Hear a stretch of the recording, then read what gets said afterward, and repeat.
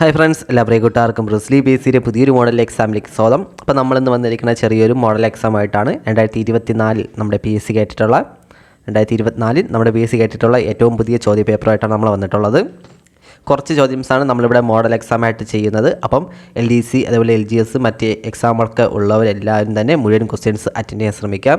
കാരണം 2024 PSC ഏറ്റവും പുതിയതായിട്ട് ചോദിച്ചിട്ടുള്ള ക്വസ്റ്റ്യൻസാണ്. അപ്പോൾ ഇനി വരാൻ പോകുന്ന എക്സാമുകൾക്കും ഇതേ പാറ്റേണിലായിരിക്കും. അത് ഇതുമായി ബന്ധപ്പെട്ട കുറച്ച് റിലേറ്റഡ് ഫാക്റ്റൊക്കെ ചോദിക്കാനും സാധ്യത ഏറെ ഉണ്ട്. സോ ഈ ചോദ്യങ്ങളൊക്കെ നല്ല രീതിയിൽ തന്നെ പഠിച്ച് ഇതുമായി ബന്ധപ്പെട്ട മറ്റു കാര്യങ്ങളൊക്കെ പഠിച്ചു വയ്ക്കാനും ശ്രമിക്കുക. ഓക്കെ, അപ്പോൾ നമ്മൾ 30 ചോദ്യങ്ങൾ നോക്കുന്നുണ്ട്. 30 ചോദ്യങ്ങൾക്ക് ചെറിയൊരു കട്ട് ഓഫ് നമ്മൾ നിശ്ചയിച്ചിട്ടുണ്ട്. 24 മാർക്കാണ്. ഓക്കെ, 24 മാർക്കാണ് ഇന്നത്തെ പരീക്ഷയുടെ കട്ട് ഓഫ്. ഈ കട്ട് ഓഫ് നമ്മൾ വായിക്കുന്നത് നിങ്ങൾ ഒരിക്കലും തീർച്ചയായിട്ടും നിങ്ങളെ ഒരു നിരാശപ്പെടുത്താൻ വേണ്ടിയല്ല, ഒരു നിലവാരം എങ്ങനെയാണ് കോമ്പറ്റീഷൻ വരിക, ബാക്കിയുള്ളവരുടെ മാർക്കൊക്കെ എങ്ങനെയാണ് എന്നൊരു നിലവാരം നിങ്ങൾക്ക് മനസ്സിലാക്കാൻ വേണ്ടിയാണ് ഈ കട്ട് ഓഫ് വെച്ചിട്ടുള്ളത്. അപ്പം എല്ലാവരും എക്സാമൊക്കെ ചെയ്തതിന് ശേഷം 30 ചോദ്യങ്ങളാണുള്ളത്. ചെയ്തതിന് ശേഷം നിങ്ങൾക്ക് മാർക്ക് കിട്ടണ മാർക്ക് ജസ്റ്റ് ഒന്ന് കമൻറ്റ് ബോക്സിൽ രേഖപ്പെടുത്തുക. അതുപോലെ മറ്റുള്ളവരുടെ മാർക്കൊക്കെ നോക്കുക. അപ്പോൾ നിങ്ങൾക്ക് തീർച്ചയായിട്ടും ഒരു സെൽഫ് മോട്ടിവേറ്റ് കിട്ടാൻ വേണ്ടി മാത്രമാണ്, അല്ലാതെ നിങ്ങളെ നിരാശപ്പെടുത്താൻ വേണ്ടിയല്ല. കാരണം ഇതല്ല ഒരിക്കലും LDC എക്സാം. LDC എക്സാം എന്ന് പറഞ്ഞാൽ നിങ്ങൾ പരീക്ഷ ഹാളിലിരുന്ന് എങ്ങനെ എഴുതുന്നോ ആ 1.25 മണിക്കൂർ അഥവാ 1.5 മണിക്കൂർ നിങ്ങൾ എങ്ങനെ എഴുതുന്നു പരീക്ഷ എഴുതുന്നോ അത് നിശ്ചയിച്ചിരിക്കും നിങ്ങളുടെ മാർക്കും നിങ്ങളുടെ റാങ്കും നിങ്ങളുടെ ഭാവിയും തന്നെ. സോ ഇത് ജസ്റ്റ് ചെറിയൊരു സെൽഫ് മോട്ടിവേഷൻ കിട്ടാൻ വേണ്ടിയുള്ള ഒരു എക്സാമായിട്ട് വേണം കണക്കാക്കാൻ. അതുപോലെ തന്നെ ഈ ക്വസ്റ്റ്യൻസൊക്കെ തീർച്ചയായിട്ടും നിങ്ങൾ നോക്കി വയ്ക്കണം. 2024 ചോദിച്ച ചോദ്യങ്ങളാണ്. അപ്പം എക്സാം മുഴുവനായിട്ട് എല്ലാവരും എഴുതിയതിനു ശേഷം നിങ്ങൾക്ക് കിട്ടുന്ന മാർക്ക് ജസ്റ്റ് ഒന്ന് കമൻറ്റ് ബോക്സിൽ രേഖപ്പെടുത്തുക. താഴെ കൊടുത്തിരിക്കുന്ന സംഭവങ്ങളുടെ ശരിയായ കാലഗണ ക്രമം ഏതെന്നാണ്? കുളച്ചൽ, കുണ്ടറ, ആറ്റിങ്ങൽ കലാപം, ശ്രീരംഗപട്ടണം, ഉടമ്പടി. ഏതാണ് കറക്റ്റ് ഓർഡർ? ഏതാണ് ശരിയായിട്ടുള്ള കാലഗണ ക്രമം? കുളച്ചൽ യുദ്ധം എന്നാണ് 1741. 1741 കുളച്ചൽ യുദ്ധം.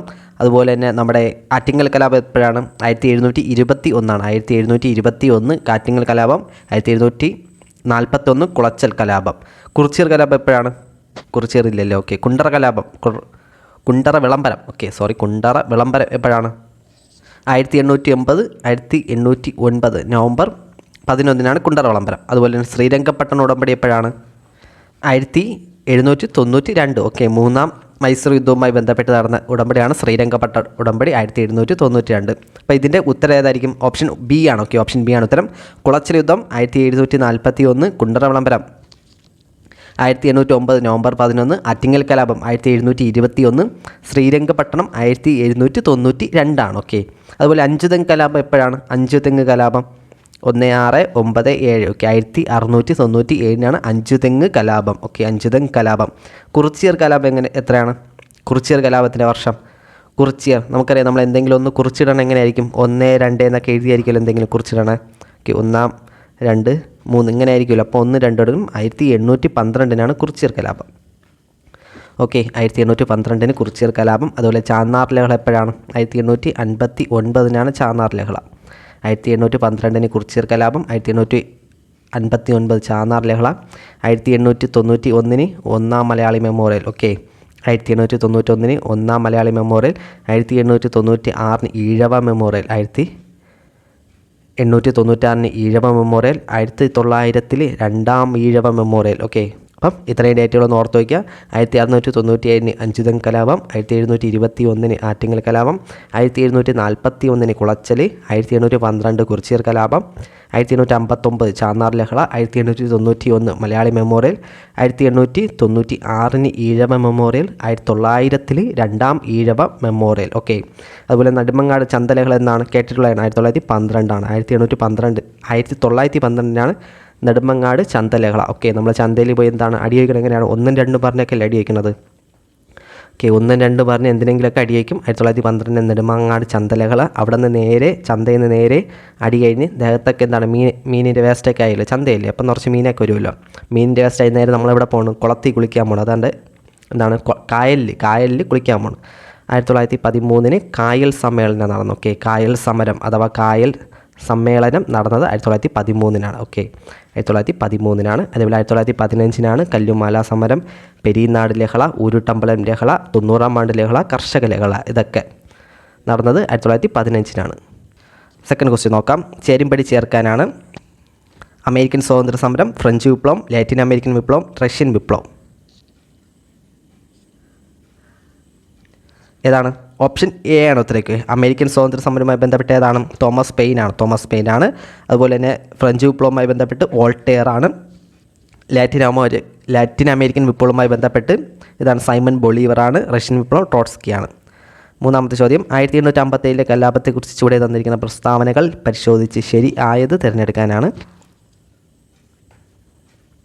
ഏതൊക്കെയാണ് ശരിയായവ തിരഞ്ഞെടുക്കാൻ? സ്റ്റേറ്റ്മെൻറ്റ് ഓരോന്നും വായിച്ചു നോക്കുക, സൂക്ഷിച്ച് വായിച്ചു നോക്കുക.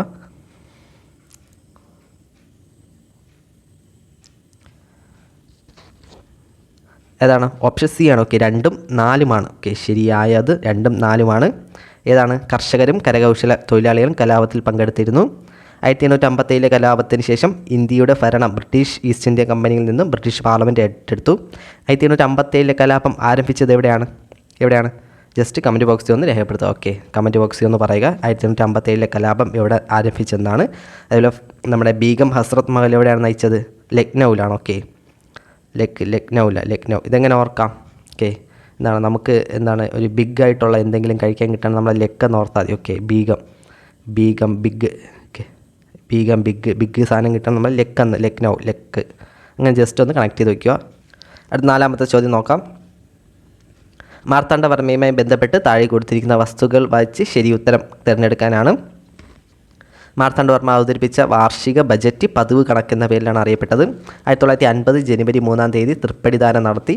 ദേവസ്വം ബ്രഹ്മസം ഭൂമികളുടെയും ഭൂമി അളന്ന് തിട്ടപ്പെടുത്തി. കർഷകരിൽ നിന്നും അദ്ദേഹം സൈനികരെ നിയമിച്ചു. ഈ ക്വസ്റ്റ്യൻ PSC ക്യാൻസലാക്കിയാണ് കേട്ടോ. PSC ക്യാൻസലാക്കിയ ക്വസ്റ്റ്യനാണ്. ജസ്റ്റ് ഒന്ന് വായിച്ചതേ ഉള്ളൂ. 5ാമത്തെ ചോദ്യം, താഴെ പറയുന്നവയിൽ ഏത് പ്രസ്താവനകൾ ആണ് ശരിയല്ലാത്തത് സ്റ്റേറ്റ്മെൻറ്റുകൾ ഏതൊക്കെയെന്നാണ്. അമേരിക്കയിൽ ന്യൂയോർക്കിലാണ് ഐക്യരാഷ്ട്ര സംഘടനയുടെ ആസ്ഥാനം. അന്റോണിയോ ഗുട്ടറസ് 2020 ഐക്യരാഷ്ട്ര സംഘടനയുടെ സെക്രട്ടറി ജനറലായി തിരഞ്ഞെടുക്കപ്പെട്ടത്. അന്താരാഷ്ട്ര ആണവോർജ്ജ ഏജൻസിയുടെ ആസ്ഥാനം വിയറ്റ്നയാണ്. ഐക്യരാഷ്ട്ര സംഘടനയുടെ സുരക്ഷാ സമിതിയിൽ നിലവിൽ 15 അംഗങ്ങളാണ് ഉള്ളത്. ശരിയല്ലാത്തത് നമ്മുടെ തെറ്റായ സ്റ്റേറ്റ്മെൻറ്റ് ഏതാണ്? ശരി അല്ലാത്ത സ്റ്റേറ്റ്മെൻറ്റുകൾ ഏതൊക്കെയെന്നാണ്. ഓപ്ഷൻ സി ആണ്. ഓക്കെ, ഓപ്ഷൻ സി 2 മാത്രമാണ്. ഓക്കെ, ഓപ്ഷൻ സി 2 മാത്രമാണ്. അമേരിക്കയിലെ ന്യൂയോർക്കിലാണ് ഐക്യരാഷ്ട്ര സംഘടനയുടെ ആസ്ഥാനം. ശരിയായ സ്റ്റേറ്റ്മെൻറ്റാണ്. ന്യൂയോർക്കിലെ മാൻഹട്ടൻ. ഓക്കെ, മാൻഹട്ടനിലാണ് ഐക്യരാഷ്ട്ര സംഘടന UNAയുടെ ആസ്ഥാനം. ഇനി ചിലവർക്ക് സംശയം ജനീവ എവിടെയെന്നാണ്. ഓക്കെ, ജനീവ എന്തെന്നാണ് അതും നമ്മൾ പഠിക്കുന്നത് എന്താണ്? ഐക്യരാഷ്ട്ര സംഘടനയുടെ ആസ്ഥാനം എന്ന് പഠിക്കുന്നതാണ്. പക്ഷേ ഇത് ഐക്യരാഷ്ട്ര സംഘടനയുടെ യൂറോപ്യൻ ആസ്ഥാനമാണ്. ഓക്കെ, ഐക്യരാഷ്ട്ര സംഘടനയുടെ യൂറോപ്യൻ ആസ്ഥാനം എവിടെയെന്ന് കേട്ട് കഴിഞ്ഞാൽ അത് ജനീവയാണ്. ഓക്കെ, ജനീവ ആണ്. പക്ഷേ നോർമലായിട്ടുള്ള ആസ്ഥാനം എവിടെയാണ്? അമേരിക്കയിലെ ന്യൂയോർക്കിലെ മാൻഹട്ടനാണ് ശരി ആസ്ഥാനം.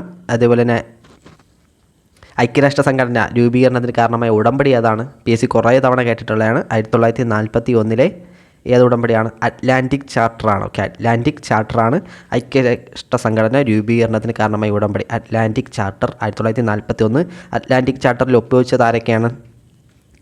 റൂസ്വെൽറ്റും. ഓക്കെ, ഫ്രാങ്ക്ലിൻ ഡി റൂസ്വെൽറ്റും വിൻസ്റ്റൺ ചർച്ചിലുമാണ്. ഓക്കെ, റൂസ്വെൽറ്റും ചർച്ചിലുമാണ് ഐക്യരാഷ്ട്ര സംഘടനയുടെ അറ്റ്ലാന്റിക് ചാർട്ടർ 1941 ഒപ്പുവെച്ചത്. വർഷം നോക്കണം, 1941. ഓക്കെ, അറ്റ്ലാന്റിക് ചാർട്ടർ റൂസ്വെൽറ്റും ചർച്ചിലുമാണ്.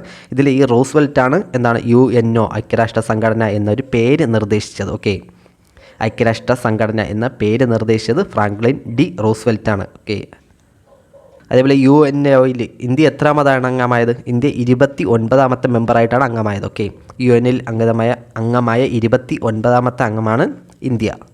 6ാമത്തെ ക്വസ്റ്റ്യനാണ്, ഓവർലാപ്പോട് കൂടി ആകാശീയ ചിത്രങ്ങളിൽ നിന്നും ത്രിമാന ദൃശ്യം ലഭിക്കാൻ ഉപയോഗിക്കുന്ന ഉപകരണം ഏത്? ആകാശീയ ചിത്രങ്ങളിൽ നിന്നും ഏതാണ്? ഓപ്ഷൻ ബി ആണ്, സ്റ്റീരിയോസ്കോപ്പാണ്. ഓക്കെ, ഓപ്ഷൻ ബി സ്റ്റീരിയോസ്കോപ്പാണ്. ധരാതലീയ ചിത്രങ്ങൾ. ഓക്കെ, ധരാതലീയ ചിത്രങ്ങൾ നിർമ്മാണത്തിന് ഉപയോഗിക്കുന്നത് ഏതാണ്? നമ്മുടെ ആകാശീയ ചിത്രങ്ങളാണ്. ഓക്കെ, ധരാതലീയ ചിത്രങ്ങൾക്ക് ഉപയോഗിക്കുന്നത് നമ്മുടെ ഏതാണ്? ആകാശീയ ചിത്രങ്ങളാണ് മെയിൻലി ഉപയോഗിക്കുന്നത്. 7ാമത്തെ ക്വസ്റ്റ്യനാണ്, ഭൂമിയിലെ ഏറ്റവും ഉയർന്ന താപനിലയുള്ള പ്രദേശങ്ങളെ യോജിപ്പിച്ച് വരയ്ക്കുന്ന സാങ്കല്പിക രേഖ ഏതാണ്? ഭൂമിയിലെ ഏറ്റവും ഉയർന്ന താപനിലയുള്ള പ്രദേശങ്ങളെ യോജിപ്പിച്ച് വരയ്ക്കുന്ന സാങ്കല്പിക രേഖ ഏതാണ്? PSCയുടെ ആൻസർ ഓപ്ഷൻ എ ആണ്. ഓക്കെ, താപീയ മധ്യരേഖയാണ്. ഓക്കെ, താപീയ മധ്യരേഖ എന്ന് PSC കൊടുത്ത ആൻസർ. ചിലവരെങ്കിലും സമതാപ മേഖല രേഖ എന്നൊക്കെ അടയാളപ്പെടുത്താൻ സാധ്യതയുണ്ട്. പക്ഷേ PSC കൊടുത്ത ആൻസർ ഓപ്ഷൻ എ ആണ്, താപീയ മധ്യരേഖയാണ്. ഭൂമിയിലെ ഏറ്റവും ഉയർന്ന താപനിലയുള്ള പ്രദേശങ്ങളെ യോജിപ്പിച്ച് വരയ്ക്കുന്ന സാങ്കല്പിക രേഖയാണ് താപീയ മധ്യരേഖ. 8ാമത്തെ ചോദ്യമാണ് ഉത്തരാഖണ്ഡ് ടിബറ്റ് പ്രദേശങ്ങളെ തമ്മിൽ ബന്ധിപ്പിക്കുന്ന ചുരം. നമ്മളതിനെ ഒരു 10 പ്രാവശ്യമെങ്കിലും ഇവിടെ ഈ ഇടക്കാലങ്ങളിൽ ഈ ചോദ്യം പറഞ്ഞാണ്. ഉത്തരാഖണ്ഡ് ടിബറ്റ് എവിടെയാണ്? ഓപ്ഷൻ ഡി ആണ്, ലിപ്പുലേക്ക് ചുരമാണ്. ഓക്കെ, ലിപ്പുലേക്ക് ചുരമാണ്. 9ാമത്തെ ചോദ്യമാണ് പൂർവ്വതീര കനാലുമായി ബന്ധിപ്പിച്ചിട്ടുള്ള ബ്രാഹ്മണി മഹാനദി ഡെൽറ്റ നദി വ്യവസ്ഥ ഏത് ദേശീയ ജലപാതയിലാണ്? ഏത് ദേശീയ ജലപാതയിലാണ് പൂർവ്വതീര കനാലുമായി ബന്ധിപ്പിച്ച Brahmani Mahanadi delta? Option D ആണ്. ഓക്കെ, നാഷണൽ വാട്ടർവേ 5 ആണ്. Okay, Brahmani Mahanadi national waterway 5 ആണ്. ഓക്കെ, 5 ആണ്. 10ാമത്തെ ചോദ്യമാണ് 2023 രാജസ്ഥാനിൽ പുതുതായി സ്ഥാപിച്ച വന്യജീവി സംരക്ഷണ കേന്ദ്രം ഏതെന്നാണ്? പുതുതായി നിർമ്മിച്ച വന്യജീവി സംരക്ഷണ കേന്ദ്രം ഏതാണ്? രാജസ്ഥാൻ. ഓപ്ഷൻ സി ആണ്. ഓക്കെ, സോർസൻ ആണ്. ഓക്കെ, രാജസ്ഥാനിലെ രാജസ്ഥാനാണ്. ഓക്കെ, സോർസൻ രാജസ്ഥാൻ. 11ാമത്തെ ചോദ്യമാണ് താഴെ തന്നിരിക്കുന്ന നബാർഡുമായി ബന്ധപ്പെട്ട പ്രസ്താവനകളിൽ ശരി ആയത് ഏതൊക്കെയെന്നാണ്? കാർഷിക വായ്പയുടെ പരമോന്നത ബാങ്കാണ്, ആസ്ഥാനം മുംബൈ. ശിവരാമൻ കമ്മിറ്റി 1982 സ്ഥാപിച്ചു. ഏതൊക്കെയാണ് നബാർഡുമായി ബന്ധപ്പെട്ട പ്രസ്താവനകൾ ശരിയായത്? ഓപ്ഷൻ ഡി ആണ്. ഓക്കെ, 4 സ്റ്റേറ്റ്മെൻറ്റുകളും ശരിയാണ്. ഓക്കെ, 4 സ്റ്റേറ്റ്മെൻറ്റുകളും ശരിയാണ്. കാർഷിക വായ്പയുടെ പരമോന്നത ബാങ്കാണ് നബാർഡ്, ആസ്ഥാനം മുംബൈ. ശിവരാമൻ കമ്മിറ്റിയാണ് 1982 സ്ഥാപിച്ചത്. 1982 ജൂലൈ 12-ാം തീയതിയാണ് നബാർഡ് സ്ഥാപിതമാകുന്നത്. ഓക്കെ, അതായത് 6ാം പഞ്ചവത്സര പദ്ധതി കാലഘട്ടത്താണ്. 1982 ജൂലൈ 12-നാണ് നബാർഡ് സ്ഥാപിതമാകുന്നത്. ഓക്കെ, അതുപോലെ എക്സിം ബാങ്ക് ഉണ്ടല്ലോ, എക്സിം ബാങ്കും 1982 കാലഘട്ടത്താണ്. 1982 കാലത്ത്. അപ്പം നബാർഡും എക്സിം ബാങ്കും 1982 കാലഘട്ടത്തിൽ നിന്ന് ഓർക്കണം. നബാർഡിൻ്റെ ചെയർമാൻ ആരാണ്? നിലവിലെ നബാർഡിൻ്റെ ചെയർമാൻ അത് ഷാജി കെ വി ആണ്. ഓക്കെ, മലയാളിയായ ഷാജി കെ വി ആണ് നബാർഡിൻ്റെ നിലവിലെ ചെയർമാൻ. 6ാം പഞ്ചവത്സര പദ്ധതിയാണ്. അതുപോലെ നമ്മുടെ കേരള ബാങ്കിൻ്റെ CEO ആരാണ്? കേരള ബാങ്കിൻ്റെ CEO PSC കേട്ടിട്ടുള്ളതാണ്. കേരള ബാങ്കിൻ്റെ ജോർട്ടി എം ചാക്കോയാണ്. ഓക്കെ, ജോർട്ടി എം ചാക്കോയാണ് കേരള ബാങ്കിൻ്റെ നിലവിലെ CEO. അതുപോലെ കേരള ബാങ്കിൻ്റെ പ്രസിഡൻ്റ് ആരാണ്? ഗോപി കോട്ടമുറിക്കലാണ്. ഓക്കെ, കേരള ബാങ്കിൻ്റെ പ്രസിഡൻറ്റ് ഗോപി കോട്ടമുറിക്കലും കേരള ബാങ്കിൻ്റെ CEO ജോർട്ടി എം ചാക്കോയും നബാർഡിൻ്റെ ചെയർമാൻ ഷാജി കെ വി ആണ്. Okay, Shaji K V, Gopi Kottamurickal Kerala bank president, Jorty M Chacko Kerala bank CEO. 12ാമത്തെ ചോദ്യമാണ് Indian institute of spices research സ്ഥിതി ചെയ്യുന്നത് എവിടെയാണ്? Indian institute of spices research എവിടെയാണ്? അത് കോഴിക്കോടാണ്. ഓക്കെ, സ്പൈസസ് റിസർച്ച് കോഴിക്കോടാണ്. അതുപോലെ തന്നെ സ്പൈസസ് ബോർഡ് ഓഫ് ഇന്ത്യ എവിടെയാണ് സ്ഥിതി ചെയ്യുന്നത്? അഥവാ സുഗന്ധ ഭവൻ എവിടെയാണ്? കേട്ടിട്ടുള്ളതാണ്, കൊച്ചിയിലാണ്. Okay, spices research Kozhikode. നമ്മൾ എന്താണ് സ്പൈസസിനെ കുറിച്ചൊക്കെ നല്ലപോലെ റിസർച്ച് ചെയ്യണം, എന്താണ് അതിൻ്റെ മണവും രുചിയൊക്കെ. അപ്പോൾ അത് കോഴിക്കറിയിലൂടെ കൂട്ടി ചേർക്കണേന്ന് ഓർത്താൽ മതി. അപ്പം സ്പൈസസ് റിസർച്ച് കോഴിക്കോടും, പക്ഷേ സ്പൈസസ് ബോർഡ് എവിടെ നേട്ടി കഴിഞ്ഞാൽ അത് കൊച്ചിയാണ്. സ്പൈസസ് ബോർഡ് ഓഫ് ഇന്ത്യ അഥവാ സുഗന്ധ ഭവൻ എവിടെ നേട്ടി കഴിഞ്ഞാൽ കൊച്ചിയാണ്. കേരളത്തിലെ ആദ്യത്തെ സ്പൈസസ് പാർക്ക് എവിടെയാണ്? കേരളത്തിലെ ആദ്യത്തെ സ്പൈസസ് പാർക്ക് അത് പുറ്റടിയാണ്. ഓക്കെ, പുറ്റടി ഇടുക്കി ജില്ലയിലുള്ള പുറ്റടിയാണ് കേരളത്തിലെ ആദ്യത്തെ spices park. Okay, spices park Puttady ഇടുക്കിയാണ്. സ്പൈസസ് ബോർഡ് കൊച്ചിയാണ്. സ്പൈസസ് റിസർച്ച് കോഴിക്കോടാണ്.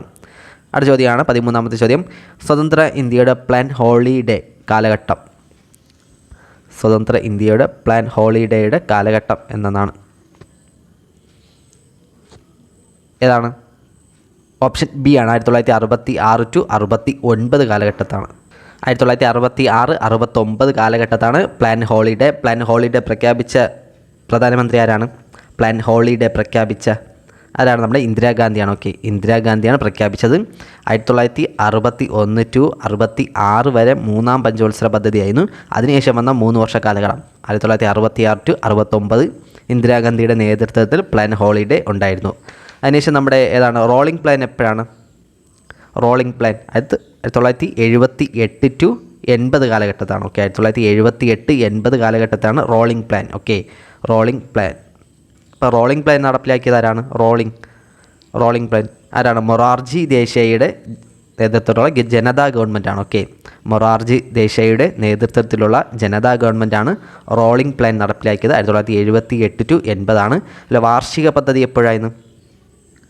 1990-92 കാലഘട്ടത്തിൽ. ഓക്കെ, 90-92 കാലഘട്ടത്താണ് വാർഷിക പദ്ധതി. ഓക്കെ, വാർഷിക പദ്ധതി. ഈ വാർഷിക പദ്ധതി കാലഘട്ടത്താണ് നമ്മുടെ പുത്തൻ സാമ്പത്തിക നയമൊക്കെ അവതരിപ്പിക്കുന്നത്. അത് PV നരസിംഹറാവുവിൻ്റെ നേതൃത്വത്തിൽ 1990 to 92 വരെയുള്ള സമയത്താണ് വാർഷിക പദ്ധതി. ആ സമയത്താണ് നമ്മുടെ പുത്തൻ സാമ്പത്തിക നയമൊക്കെ വരുന്നത്. ഓക്കെ, 1990-92 വാർഷിക പദ്ധതി. അതേപോലെ 78-80 റോളിംഗ് പ്ലാന്. 66-69 plan holiday. 14ാമത്തെ ചോദ്യം, 1991 പുത്തൻ സാമ്പത്തിക പരിഷ്കാരങ്ങൾ നടപ്പിലാക്കിയ പ്രധാനമന്ത്രി ആരായിരുന്നു? കുറച്ച് മുമ്പ് പറഞ്ഞതാണ്. ആരായിരുന്നു? പുത്തൻ സാമ്പത്തിക നയം PV നരസിംഹറാവു ആണ്. ഓക്കെ, ഓപ്ഷൻ C ആണ്. ആ സമയത്തുള്ള ധനമന്ത്രി ആരായിരുന്നു? ആ സമയത്തുള്ള ധനമന്ത്രി അത് നമ്മുടെ മൻമോഹൻ സിംഗ് ആണ്. ഓക്കെ, മൻമോഹൻ സിംഗ് ആണ്. മൻമോഹൻ സിംഗ് ആയിരുന്നു ധനമന്ത്രി. മൻമോഹൻ സിംഗും അതിലെ പ്രധാനമന്ത്രി നരസിംഹറാവു ആയിരുന്നു. 15ാമത്തെ ചോദ്യമാണ്, ഭാരതീയ റിസർവ് ബാങ്കിൻ്റെ ആസ്ഥാനം എവിടെയെന്നാണ്? RBIയുടെ ആസ്ഥാനം, RBIയുടെയും നബാർഡിൻ്റെയൊക്കെ ആസ്ഥാനം എവിടെയാണ്? മുംബൈ തന്നെയാണ്. ഓക്കെ, ഓപ്ഷൻ B മുംബൈ ആണ്. RBI എന്നാണ് നിലവിൽ വന്നത്? റിസർവ് ബാങ്ക് ഓഫ് ഇന്ത്യ നിലവിൽ വന്നതെന്നാണ്? 1935. ഓക്കെ, 34 RBI ആക്ട് പ്രകാരം 1935 ഏപ്രിൽ മാസം 1-ാം തീയതിയാണ് നമ്മുടെ RBI നിലവിൽ വരുന്നത്. ഓക്കെ, 1934 RBI ആക്ട് പ്രകാരം 1935 ഏപ്രിൽ 1-ാം തീയതി മുംബൈയിലാണ് നിലവിൽ വന്നത്. ബാങ്കുകളുടെ ബാങ്കൊക്കെ അറിയപ്പെടുന്നു, അറിയാമല്ലോ, ബാങ്കുകളുടെ ബാങ്ക് എന്നൊക്കെ അറിയപ്പെടുന്നത് RBI ആണ്. അതുപോലെ ബാങ്കിങ് റെഗുലേറ്റിംഗ് ആക്ട് എന്നാണ് നിലവിൽ വന്നത്? Banking regulating act 1949 banking regulating act 49. Okay, 49. ഈ ആക്ട് പ്രകാരമാണ് നമ്മുടെ RBIനെ ദേശസാൽക്കരിക്കുന്നത്. അപ്പം RBIനെ ദേശസാൽക്കരിച്ച വർഷം എന്നാണ്? 1949 ജനുവരി 1-നാണ്. ഓക്കെ, ജനുവരി 1-നാണ്. അപ്പോൾ ബാങ്കിങ് റെഗുലേറ്റിംഗ് ആക്ട് 1949. RBIനെ ദേശസാൽക്കരിക്കുന്നത് 1949 ജനുവരി 1-നാണ്. കേരളത്തിലുള്ള RBIയുടെ ആസ്ഥാനം എവിടെയാണ്? നമ്മുടെ തിരുവനന്തപുരത്താണ്. ഓക്കെ, ഈ ഒരു വർഷം കൂടി ഒന്ന് നോക്കിയിരിക്കണം. 1861 ഇന്ത്യൻ പേപ്പർ കറൻസി ആക്ട് വരുന്നത്. ഓക്കെ, അതുകൊണ്ട് ജസ്റ്റ് ഒന്ന് ഓർത്ത് വയ്ക്കുക, കേട്ടിട്ടുള്ളതാണ്. ഇന്ത്യയിലുള്ള പേപ്പർ കറൻസി ആക്ട് 1861 1861. 16ാമത്തെ ചോദ്യമാണ്, താഴെ കൊടുത്തിരിക്കുന്നവയിൽ ഇന്ത്യയിലെ ഉദ്യോഗസ്ഥ വൃന്ദത്തിൻ്റെ സവിശേഷത അല്ലാത്തത് ഏതെന്നാണ്? താഴെ നിന്നും മുകളിലേക്കുള്ള അധികാര വിതരണ ശ്രേണി, യോഗ്യതയുടെ അടിസ്ഥാനത്തിലുള്ള നിയമനം, രാഷ്ട്രീയപരമായ വിധേയത്വം, തൊഴിൽ വൈദഗ്ധ്യം. ഏതാണ്? 16 സവിശേഷത അല്ലാത്തത് ഏതെന്നാണ്? ഓപ്ഷൻ D ആണ്. ഓക്കെ, 1ഉം 3ഉമാണ് അല്ലാത്തത്. 1ഉം 3ഉമാണ് അല്ലാത്തത്.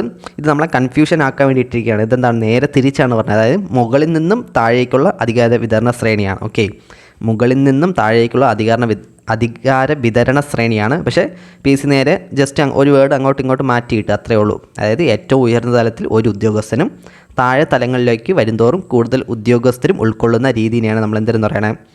ശ്രേണീപരമായ സംഘാടനം. അതിനെയാണ് PSC ഇവിടെ 2 വേർഡ് അങ്ങോട്ടും ഇങ്ങോട്ടും തിരിച്ചു കൊടുത്തിരിക്കുന്നത്. അത്രയേ ഉള്ളൂ. ഓക്കെ, ഇപ്പോൾ കൺഫ്യൂഷൻ ആക്കാൻ വേണ്ടി കൊടുത്തതാണ്. അതുപോലെ തന്നെ യോഗ്യത അടിസ്ഥാനമാക്കിയുള്ള നിയമനം, രാഷ്ട്രീയപരമായ വിധേയത്വം പാടില്ല എന്നാണ്. അതുപോലെ തൊഴിൽ വൈദഗ്ധ്യം. 17ാമത്തെ ചോദ്യമാണ്, കേരളത്തിലെ ഇപ്പോഴത്തെ മുഖ്യ വിവരാവകാശ കമ്മീഷണർ ആരാണ്? കേരളത്തിലെ ഇപ്പോഴത്തെ മുഖ്യ വിവരാവകാശ കമ്മീഷണർ ആരാണ്? ഓപ്ഷൻ A ആണ്. Okay, B Hari Nair IAS. Okay, 18ാമത്തെ ക്വസ്റ്റ്യനാണ്, ഇന്ത്യൻ പാർലമെൻറ്റിൽ ഒരു ബില്ല് നിയമമാകുന്നതിന് മുമ്പ് ബില്ലിൽ ഏറ്റവും കൂടുതൽ തിരുത്തലുകൾ, കൂട്ടിച്ചേർക്കലുകളും ചർച്ച എന്നിവ നടക്കുന്ന ഏത് ഘട്ടത്തിലാണ്? 1ാം വായന, 2ാം വായന, 3ാം വായന, രാഷ്ട്രപതിയുടെ അംഗീകാരം ലഭിക്കുമ്പോൾ.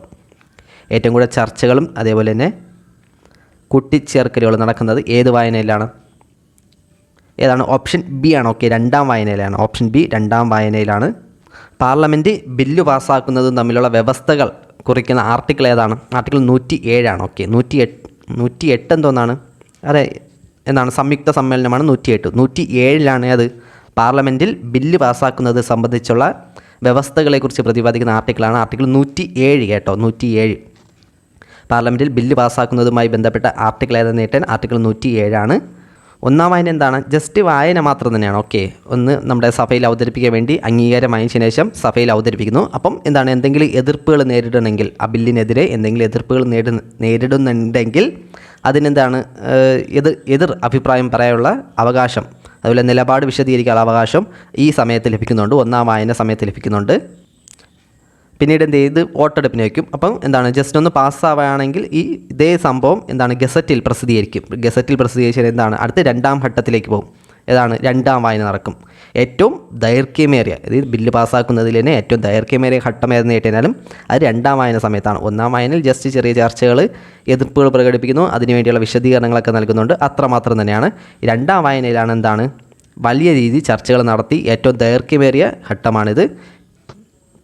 ഈ സമയത്തിലാണ് അത് ഭരണ പ്രതിപക്ഷ അംഗങ്ങൾ ഉൾപ്പെടുത്തിയ ഒരു സെലക്ഷൻ കമ്മിറ്റി രൂപീകരിക്കും. അതായത് രണ്ടാം വായന സമയത്താണ് ഭരണപക്ഷവും അതുപോലെ പ്രതിപക്ഷം അംഗങ്ങളെയും കൂടി ഉൾപ്പെടുത്തി ചെറിയൊരു സെലക്ട് കമ്മിറ്റി രൂപീകരിച്ച് ഈ കമ്മിറ്റിയിലുള്ള അംഗങ്ങളാണെങ്കിൽ എന്താണ്, ഈ ബില്ലിനെ കുറിച്ച് നല്ലപോലെ ഡീപ്പായിട്ട് പഠിക്കും. ഓക്കെ, നല്ല സൂക്ഷ്മമായിട്ട് വിലയിരുത്തി സഭയിൽ ചർച്ച ചെയ്ത് എന്താണ്, ഒരു റിപ്പോർട്ട് സഭയിൽ ചർച്ച ചെയ്യുന്നതിന് വേണ്ടിയുള്ള ഒരു റിപ്പോർട്ട് തയ്യാറാക്കും. ഏത് ശ്രദ്ധിക്കണം, നമ്മുടെ ഭരണ കമ്മിറ്റിയിലുള്ള അംഗങ്ങളുണ്ട്, പ്രതിപക്ഷ അംഗങ്ങളും ഉൾപ്പെടുത്തിയാണ് സെലക്ഷൻ കമ്മിറ്റി രൂപീകരിക്കുന്നത്.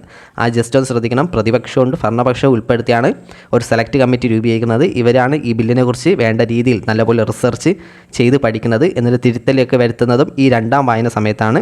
എന്നിട്ട് എന്താ, ഒരു റിപ്പോർട്ട് തയ്യാറാക്കി സമർപ്പിക്കും. ഓക്കെ, ഇത്രയേ ഉള്ളൂ. ഇതാണ് രണ്ടാം വായന. ഇനി അത് മൂന്നാം വായനയ്ക്ക് എന്താണ്, അവസാനത്തെ അംഗീകാരത്തിന് വേണ്ടിയുള്ള വായനയാണ് മൂന്നാം വായന. ആ സമയത്ത് എന്താണ്, ഭൂരിപക്ഷം ആളുകൾ വോട്ട് ചെയ്ത് കഴിഞ്ഞാൽ ഈ ബില്ല് പാസ്സാക്കിയതായിട്ട് പ്രഖ്യാപിച്ചിട്ട് എന്നിട്ട് അടുത്ത സഭയിലേക്ക് ഇടും. ആദ്യം ലോകസഭയിലാണ് പാസ്സാക്കുന്നതെങ്കിൽ അടുത്ത് രാജ്യസഭയിൽ നടക്കും. രാജ്യസഭയിലും ഇതേ സെയിം പ്രൊസീജിയർ. ഓക്കെ, ഈ 3 വായനയും നടത്തി അവിടെ നിന്നും പാസ്സായാൽ എന്താണ്, നേരെ പ്രസിഡൻറ്റിൻ്റെ അടുത്തേക്ക് പോകും. അപ്പോൾ ഇത്രയേ ഉള്ളൂ. രണ്ടാം വായന സമയത്താണ് ഏറ്റവും കൂടുതൽ പണിപ്പാടുകൾ നടത്തുന്നത്. റിസർച്ചും അതിൻ്റെ വേണ്ട വിലയിരുത്തലുകളും പുതിയ കൂട്ടിച്ചേർക്കലും പുതിയ ഭേദഗതി എല്ലാം നടത്തുന്നത് രണ്ടാം വായന സമയത്താണ്. ഒന്നാം വായനയും മൂന്നാം വായനയും ജസ്റ്റ് ഒന്ന് വായിച്ച് കുറച്ച് വോട്ടെടുപ്പ് നടത്തി പാസ്സാക്കുകയോ റിജക്റ്റ് ചെയ്യുകയോ ചെയ്യുന്നു, അത്ര തന്നെ. പിന്നെ രാഷ്ട്രപതിയുടെ അംഗീകാരത്തിന് വേണ്ടി സമർപ്പിക്കുന്നു. ഈ ആർട്ടിക്കിൾ ഒന്ന് ശ്രദ്ധിക്കണം, 107 കേട്ടോ, 107. 19ാമത്തെ ചോദ്യം, ഇന്ത്യൻ ഭരണഘടനയുമായി ബന്ധപ്പെട്ട ശരിയായ വസ്തുതകൾ ഏവയെന്നാണ്. ഭരണഘടനയുമായി ബന്ധപ്പെട്ട് യൂണിയൻ ലിസ്റ്റിൽ ഉൾപ്പെടുന്ന വിഷയങ്ങളിൽ കേന്ദ്ര ഗവൺമെൻറ്റിന് മാത്രമേ അധികാരമുള്ളൂ. കൺകറൻറ്റ് ലിസ്റ്റിൽ ഉൾപ്പെട്ട ഒരു വിഷയത്തിൽ സംസ്ഥാന ഗവൺമെൻറ്റും കേന്ദ്ര ഗവൺമെൻറ്റും നിയമനിർമ്മാണം നടത്തുമ്പോൾ കേന്ദ്ര ഗവൺമെൻറ്റിൻ്റെ നിയമമാണ് നിലനിൽക്കുക. യൂണിയൻ ലിസ്റ്റ്, കൺകറൻറ്റ് ലിസ്റ്റ്, സംസ്ഥാന ലിസ്റ്റ് എന്നിവയിൽ ഉൾപ്പെടാതെ ഒരു പുതിയ വിഷയം ഉണ്ടായാൽ അതിൽ നിയമനിർമ്മാണം നടത്താൻ സംസ്ഥാന ഗവൺമെൻറ്റിന് അധികാരം ഉണ്ടാവും. പോലീസ് യൂണിയൻ ലിസ്റ്റിൽ ഉൾപ്പെടുന്നു. ഇവയിലേതാണ് ശരിയായ വസ്തുതകൾ ഏതൊക്കെയെന്നാണ്? ഏതാണ്? ഓപ്ഷൻ ഡി ആണ്. ഓക്കെ, 2ഉം 1ഉമാണ്. ഓക്കെ, 1ഉം 2ഉമാണ്. 1ഉം 2ഉമാണ്. പോലീസ് സ്റ്റേറ്റ് ലിസ്റ്റിലാണ്. ഓക്കെ, സ്റ്റേറ്റ് ലിസ്റ്റിലാണ്. അതുപോലെ പുതിയ വിഷയം ഉണ്ടായാൽ അതിൽ നിയമനിർമ്മാണം നടത്താൻ ഏതാണ്, സംസ്ഥാന ഗവൺമെൻറ്റിനല്ല. കാരണം എങ്കിൽ എല്ലാ സംസ്ഥാനങ്ങളും ഓരോരുത്തരും ഓരോ നിയമം ഉണ്ടാക്കും. അതിന് കേന്ദ്രത്തിനാണ് അധികാരം. ഓക്കെ, കേന്ദ്രത്തിനാണ് അധികാരം. നിലവിൽ യൂണിയൻ ലിസ്റ്റിൽ എത്ര വിഷയങ്ങളാണുള്ളത്? യൂണിയൻ ലിസ്റ്റിൽ നിലവിൽ യൂണിയൻ ലിസ്റ്റിൽ 98 വിഷയങ്ങളാണുള്ളത്. ഓക്കെ, നിലവിൽ 98 വിഷയങ്ങൾക്കാണ് നമ്മുടെ കേന്ദ്ര ഗവൺമെൻറ് നിയമനിർമ്മാണം നടത്താൻ അഥവാ യൂണിയൻ ലിസ്റ്റിന് അധികാരമുള്ളത്. 98 വിഷയങ്ങളാണ്. ആദ്യ കാലഘട്ടത്തിൽ ഇത് 97 ആയിരുന്നു, പിന്നീട് ഭേദഗതിയിലൂടെ 98 ആക്കി. ഓക്കെ, 98 ആക്കി. അതേപോലെ സംസ്ഥാന ലിസ്റ്റിൽ എത്ര ഉണ്ട് പ്രധാന വിഷയങ്ങൾ? അത് 59 വിഷയങ്ങളാണ് സംസ്ഥാന ലിസ്റ്റിലുള്ളത്. ഓക്കെ, 98, 59. സംസ്ഥാന ലിസ്റ്റിൽ ആദ്യ കാലഘട്ടത്തിൽ എത്ര 66 വിഷയങ്ങളുണ്ടായിരുന്നു, പിന്നീട് ഭേദഗതി ചെയ്ത് എന്താണ് 7 വിഷയങ്ങൾ കുറച്ചിട്ടുണ്ട്. അപ്പം നിലവിൽ 59 വിഷയങ്ങളാണ്. അതുപോലെ തന്നെ കൺകറൻറ്റ് ലിസ്റ്റിൽ എത്ര വിഷയങ്ങളാണുള്ളത്? അത് 52 വിഷയങ്ങളാണ് കൺകറൻറ്റ് ലിസ്റ്റിലുള്ളത്. ആദ്യ കാലഘട്ടത്തിൽ 47 വിഷയങ്ങളാണ് ഉണ്ടായിരുന്നത്. ഓക്കെ, 47 വിഷയങ്ങളാണ് ഉണ്ടായിരുന്നത്. 42ാം ഭേദഗതി 1976 42ാം ഭേദഗതിയിലൂടെ ഈ 66 ഉണ്ടല്ലോ നമ്മുടെ സ്റ്റേറ്റ് ലിസ്റ്റിൽ നിന്നുള്ള ഒരു 5 വിഷയം കൂടി എന്താണ് കൺകറൻറ്റ് ലിസ്റ്റിലേക്ക് ചേർത്ത് 47 നിന്ന് 52 ആക്കി. അത്രയേ ഉള്ളൂ. അപ്പം നിലവിലുള്ള എണ്ണം എന്ന് പറയുന്നത് യൂണിയൻ ലിസ്റ്റിൽ 98, സംസ്ഥാന ലിസ്റ്റിൽ 59, കൺകറൻറ്റ് ലിസ്റ്റിലാണെങ്കിൽ 52. ഓക്കെ, 52. അത് ജസ്റ്റ് ഒന്ന് നോക്കി വയ്ക്കണം. ഈ എണ്ണം ഓർത്ത് വയ്ക്കണം, കേൾക്കാറുള്ളതാണ്. PSC കേട്ടിട്ടുള്ളതാണ്. ഓക്കെ, ഈ എണ്ണം ഓക്കെ സ്റ്റേറ്റ്മെൻറ്റ് ടൈപ്പിലെടുത്തിട്ട് കേട്ടിട്ടുള്ളതാണ് PSC. നമ്മുടെ GK ഭാഗത്തുള്ള ലാസ്റ്റ് ക്വസ്റ്റ്യൻ നോക്കാം. പോക്സോ ആക്ട് അനുസരിച്ച് കുട്ടി എന്ന പദത്തിൻ്റെ വ്യാപ്തിയിൽ വരുന്നത്. സിമ്പിൾ ചോദ്യം. കുട്ടി എന്ന് പറഞ്ഞാൽ 18 വയസ്സിന് താഴെയുള്ള. ഓക്കെ, ഓപ്ഷൻ ഡി ആണ്. ഓക്കെ, ഓപ്ഷൻ ഡി ആണ് ഉത്തരം. ഇംഗ്ലീഷിൽ 5 ചോദ്യങ്ങൾ നോക്കാം. ഇംഗ്ലീഷിലുള്ള 5 ചോദ്യങ്ങളാണ്. Each of the employees dash working hard. ഏതാണ് ഈച്ച് ഓഫ് വന്നതിന് എന്താണ്? Plural noun plus singular verb is ആണ്. ഓക്കെ, ഓപ്ഷൻ ബി ഈസ് ആണ്. എംപ്ലോയീസ് പ്ലൂറലായി അടുത്ത് സിംഗുലർ വരണം. ഓപ്ഷൻ ബി ആണ്. 62ാമത്തെ ചോദ്യം, she accused me dash talking loudly. എന്താണ് പ്രപ്പോസിഷൻ? ഏതാണ്? അക്യൂസ് ഓഫ് ആണ്. ഓക്കെ, നമ്മൾ ഫോർ വരാൻ സാധ്യത ഉണ്ടെന്ന് വിചാരിച്ചിരിക്കും, പക്ഷേ ഓഫ് ആണ്. ഓപ്ഷൻ എ ആണ്, ഓഫ് ആണ്. Okay, she accused me of talking loudly. 63ാമത്തെ ചോദ്യം, we have been living here dash 5 years. ഒരു പീരീഡ് ഓഫ് ടൈമിന് എന്താണ്? പീരീഡ് ഓഫ് ടൈം 4 ആണ്. Okay, we have been living here for 5 years. ഒരു പ്രത്യേകം ഒരു 1958 തന്നിരുന്നത് എന്തായിരിക്കും? സിൻസ് 1958 അത് വരും. പക്ഷേ ഇത് പീരീഡ് ഓഫ് ടൈം ആണ്. ഓക്കെ, പ്രത്യേക കാലഘട്ടം ഒന്നും എടുത്ത് പറഞ്ഞിട്ടില്ല. ഒരു 5 വർഷം, ഏതോ ഒരു 5 വർഷം, അപ്പോൾ 4 ആണ്. 64ാമത്തെ ചോദ്യം, Seena dash tomorrow to attend the wedding. ഇതാണ് സീന ഓപ്ഷൻ ഡി ആണ്. ഓക്കെ, വിൽ കം ടുമാറോ, ഒരു ഫ്യൂച്ചറിൽ നടക്കുന്ന കാര്യത്തിന് വേണ്ടിയാണ്. അപ്പോൾ option D will come. Seena will come tomorrow to attend the wedding. ഇംഗ്ലീഷിൽ ലാസ്റ്റ് ചോദ്യം, it was dash unanimous decision. ഏതാണ് ആർട്ടിക്കിൾ? ഏതാണ്? യു ആണ് പറഞ്ഞത്, യുനാനിമസ്. ഓക്കെ, ഓപ്ഷൻ എ ആണ്. അപ്പം ഓക്കെ, സ്വരാക്ഷരം വന്നതിന് ആയും, അതായത് ആനും ആ ഇ ഉ അത് വന്നു കഴിഞ്ഞാൽ ആനും, ബാക്കി വ്യഞ്ജനാക്ഷരമൊക്കെ വന്നു കഴിഞ്ഞാൽ എയുമാണ് വരാണ്ട്. അങ്ങനെ ഒരു ചെറിയൊരു റൂളുണ്ട്. മലയാളത്തിലുള്ള 5 ചോദ്യങ്ങൾ നോക്കാം. ശരിയായ പദമേത്? അഗാന്തത. ഏതാണ് കറക്റ്റ് വേർഡ്? ഓപ്ഷൻ എ ആണ്. ഓക്കെ, ഓപ്ഷൻ എ ആണ്. 72ാമത്തെ ചോദ്യം, ലേൺ ബൈ ഹാർട്ട് എന്ന ശൈലിയുടെ മലയാള പ്രയോഗം ഏതെന്നാണ്? ഹൃദയത്തിൽ നിന്ന് കേൾക്കുക, ഹൃദയത്തിൽ നിന്ന് പഠിക്കുക, ഹൃദയത്തിൽ സ്ഥിതി ചെയ്യുന്നത് ഹൃദ്യസ്ഥമാക്കുക. ഏതാണ് learn by heart? Option D ആണ്. ഓക്കെ, ഓപ്ഷൻ ഡി ആണ് ഉത്തരം. 73ാമത്തെ ചോദ്യം, ജന്മം മുതൽ എന്നതിൻ്റെ ഒറ്റപ്പദം ഏത്? ജന്മം മുതൽ, ആ ജന്മം. ഓപ്ഷൻ ബി ആണ്. ഓക്കെ, ഓപ്ഷൻ ബി ആ ജന്മമാണ്. 74, മഞ്ഞ് എന്ന പദത്തിൻ്റെ പര്യായം അല്ലാത്ത പദം മഞ്ഞ്. ഏതാണ്? ഹിമം മഞ്ഞാണ്, തുഷാരം മഞ്ഞാണ്, നിഹാരം മഞ്ഞാണ്, ഹരിണം എന്താണ്? മാനാണ്. ഓക്കെ, ഹരിണം മാനാണ്. ഹരിണം മാനാണ്. പക്ഷേ ഹിരണ്യം എന്തോന്നാണ്? ഹിരണ്യം എന്തോന്നാണ്? ഗോൾഡാണ്. ഓക്കെ, സ്വർണ്ണത്തിനാണ് ഹിരണ്യം എന്ന് പറയുന്നത്. അതുപോലെ തന്നെ ഹിരണം എന്തോന്നാണ്? ഹിരണ്യം രണ്ടും സ്വർണം തന്നെയാണ്. ഓക്കെ, ഹിരണ്യം സ്വർണ്ണമാണ്. ഹരിണം മാനാണ്. ഓക്കെ, ഹരിണം മാനാണ്. ലാസ്റ്റ് ചോദ്യം ഇന്നത്തെ, ദുഷ്ടൻ എന്ന പദത്തിൻ്റെ ഓപ്പോസിറ്റ് വേർഡ് ഏതെന്നാണ്? ദുഷ്ടർ, ശിഷ്ടൻ, പാമരൻ. ദുഷ്ടൻ ഓപ്ഷൻ ഡി ആണ്. ഓപ്ഷൻ സി ആണ്. ഓക്കെ, ശിഷ്ടനാണ്. ഓപ്ഷൻ സി ശിഷ്ടനാണ്. അപ്പോൾ ഇത്രയും ചോദ്യങ്ങൾക്ക് നിങ്ങൾക്ക് എത്ര മാർക്ക് ലഭിച്ചെന്നും അതുപോലെ നമ്മുടെ എക്സാമിനെ കുറിച്ചുള്ള അഭിപ്രായങ്ങളും ജസ്റ്റ് കമൻറ്റ് ബോക്സിൽ ഒന്ന് രേഖപ്പെടുത്തുക. മറ്റൊരു എക്സാമായിട്ട് നോക്കും.